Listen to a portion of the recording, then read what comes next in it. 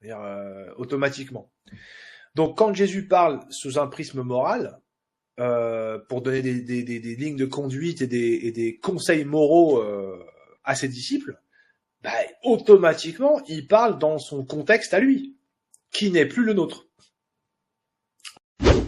Donc, il y a beaucoup de versets qui sont contradictoires, que les gens ne comprennent plus, bah, parce que ça appartient à une époque qui est révolue, et que parfois, effectivement, dans le corpus chrétien, il y a beaucoup à apprendre. Il y a des choses qui sont merveilleuses, hein, c'est pas le sujet. Mais il y a des choses de l'ordre moral plus souvent qui n'ont plus lieu d'être, en fait.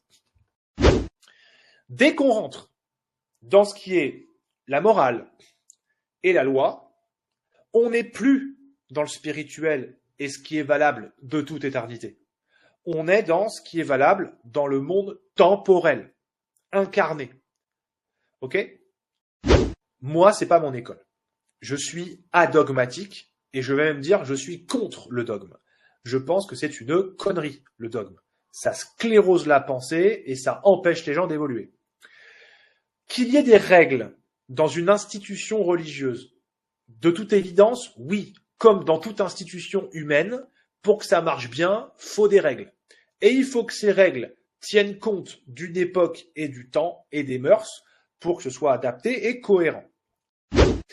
Donc, il y a des choses qui peuvent être discutées en tant que dogme ou pas, effectivement, parce qu'elles sont éternelles, spirituellement pures, donc elles sont valables pour les siècles des siècles, comme on dit.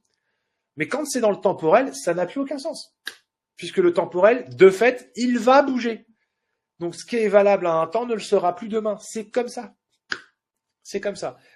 Et ne nier ça et dogmatiser des choses qui relèvent du temporel, comme une morale chrétienne, on dit dogmatique, ben non, c'est pas possible en fait. Matthieu 5 nous dit, quiconque donc aura supprimé l'un de ses plus petits mitzvot et aura enseigné ainsi les hommes, sera appelé le plus petit dans le royaume des cieux. Quiconque l'aura pratiqué, l'ishmor, ce qu'on a vu tout à l'heure, les définitions, et enseigné, celui-là sera appelé grand dans le royaume des cieux.